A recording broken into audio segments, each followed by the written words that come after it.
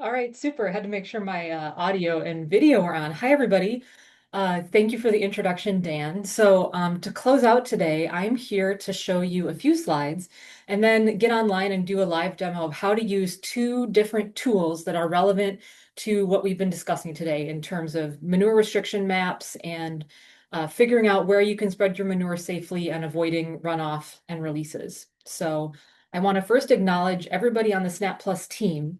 So we have a small group that maintains not only the SnapPlus software for nutrient management planning, but also additional tools like the Runoff Risk Advisory Forecast that I'll talk about today. And I wanted to make sure to give them a shout out. We are behind the scenes here at the Department of Soil and Environmental Sciences, and we have the fun job of trying to make and improve these tools to get our jobs done and help make it easier to make these spreading maps and deal with the different types of restrictions we have to think about. So the first tool I want to talk about today is SnapPlus version 3. So I know we probably have some SnapPlus users in the audience today. And so many of you have heard for a number of years that the new online version of SnapPlus is coming. And I'm happy to report that it's here, it's up, and we think we've made some really nice improvements, especially when it comes to mapping and understanding restrictions.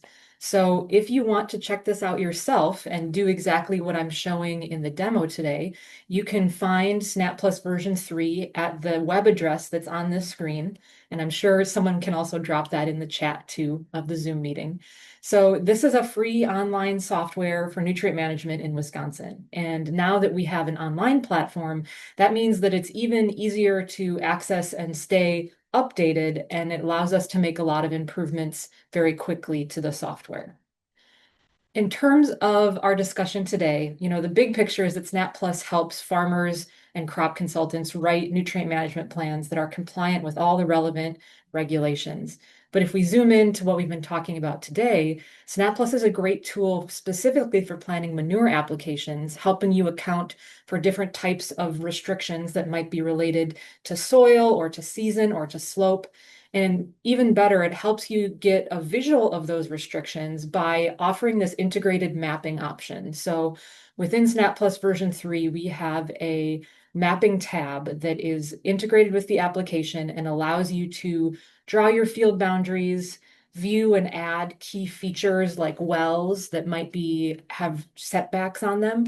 And then you can also export PDF spreading maps for the both winter and non-winter season.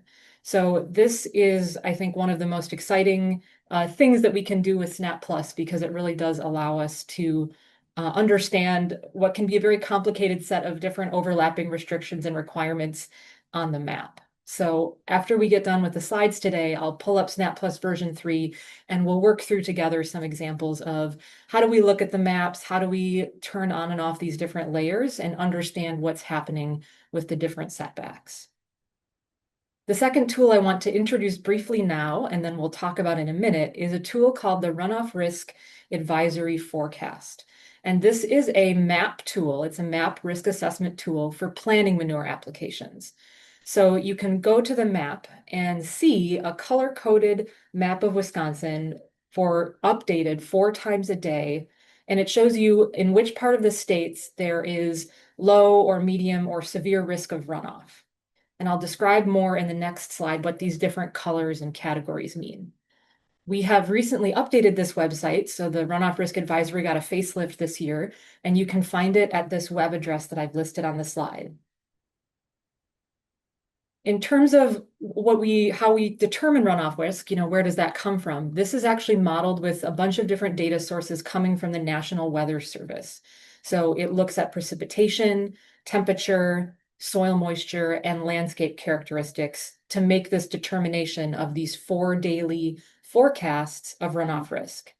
And this is all coming from a National Weather Service or model from the NOAA, or National Oceanic and Atmospheric Association.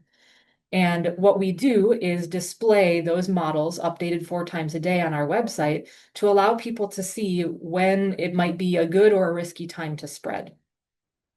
And when you're looking at these maps, you'll see 2 different types of color categories that I want to talk about. So the first one is for non-frozen soil. So we treat frozen and non-frozen soil differently because we know that there are different risks of runoff for those 2 scenarios. In the non-frozen case, like we are right now, we see these four different categories. So that's severe, moderate, low, and then no runoff expected. The important thing to know about these categories are they reflect a 72-hour or 3-day risk forecast. So what we're trying to do there is look into the future and say, okay, we might not expect rain today, but if you spread today and you get a big rainstorm tomorrow, we still have a risk of losing potentially a lot of manure and runoff. So that 72-hour risk category forecast is one way to try to get at that idea of when might be a good day to spread, a least risky day to spread if you need to spread. And we can see that really easily on a map that allows you to zoom in and check out the forecast for your location. In the winter, we have a slightly different forecast because, of course, with frozen or snow-covered soils in the winter, we know that even a little bit of precip or runoff can take a lot of manure with it very quickly because we don't really have any opportunities with frozen soil for water to infiltrate. So we're expecting a lot more runoff. That means that when you're looking at this map in the winter and you're seeing these kind of purple colors, we have the low and the severe categories, and those actually reflect a 10-day risk. So we're widening that window out. We're showing what is the 10-day risk forecast in terms of the winter spreading, because we need to think about that increased risk of runoff in the winter months.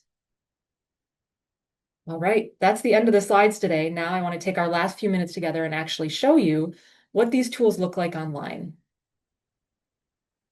So hopefully you are still seeing my screen there. Perfect. Okay.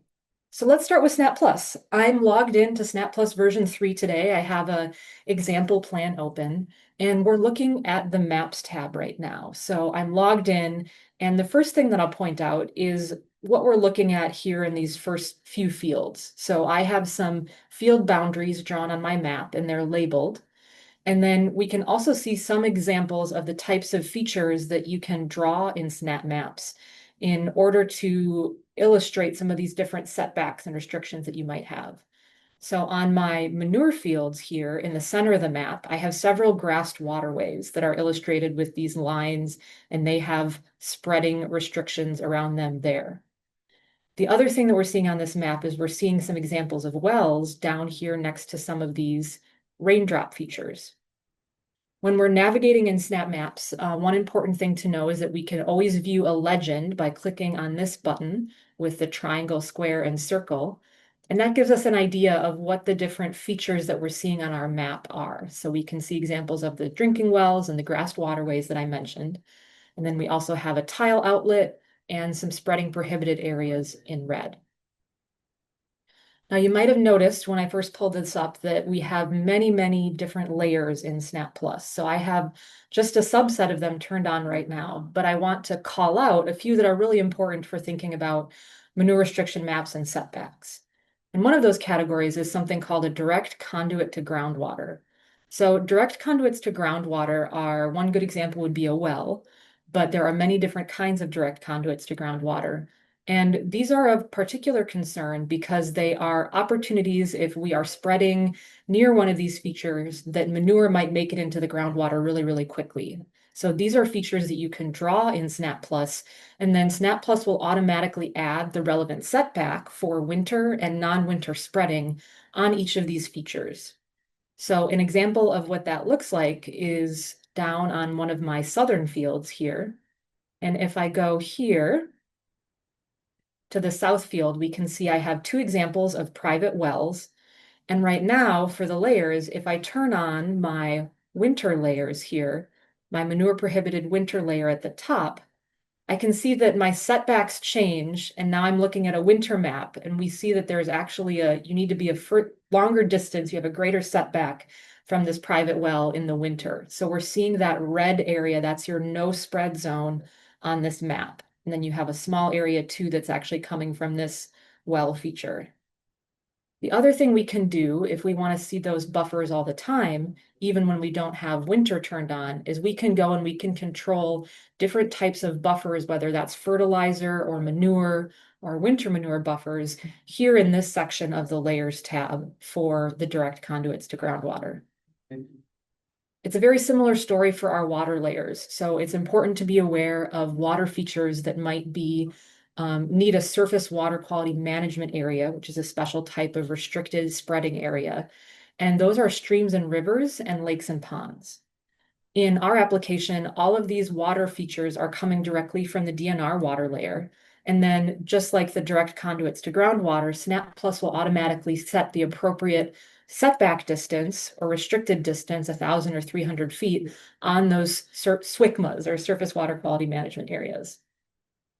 I see we're in our final couple minutes, so I just want to do one more thing, which is illustrate how you can get a PDF map out of SnapPlus, and then we'll quickly look at the runoff risk forecast. Once you've made your maps, we can export a PDF with the PDF button here. And that allows us to customize our spreading map. So you might choose to map one field or a couple fields, depending on the size. And then we have decisions about how to customize the legend and the font size on this map before we export it as a PDF. When we click export, that will save a PDF into our downloads folder, and then we can repeat that process for any maps that we want to make of other fields or other parts of the application. All right, last minute here. I'm going to skip over to the Runoff Risk Advisory Forecast. This is one tool that I encourage you to visit on your own. And there's my PDF map that popped up. And you can see today it's pretty dry, so we really only have a little bit of low runoff risk in the far northwestern part of the state here. And when we're looking at this tool, the way to get a detailed forecast for a specific part of the state is to zoom in and do your best to zoom into your general area. And then we can click this Get Forecast Details button and click on the map to get a detailed forecast of the 10-day outlook and the precipitation and even some information about soil temperature and soil saturation for our location. The other really cool feature that I want to highlight about the Runoff Risk Advisory Forecast is that we have historical snapshots that allow you to look at times of the year when we might actually have more runoff. So I know we had some in June here where we had most of the state here had some runoff potential. So this is an example of how you can go back in time and see the forecasts, these 4 forecasts updated today for the Runoff Risk Advisory. All right, I see it's 1:30. I'm going to stop sharing my screen. Please go ahead and visit both of these sites that I shared today. They are free and available for everybody to use, and let us know if you have any questions.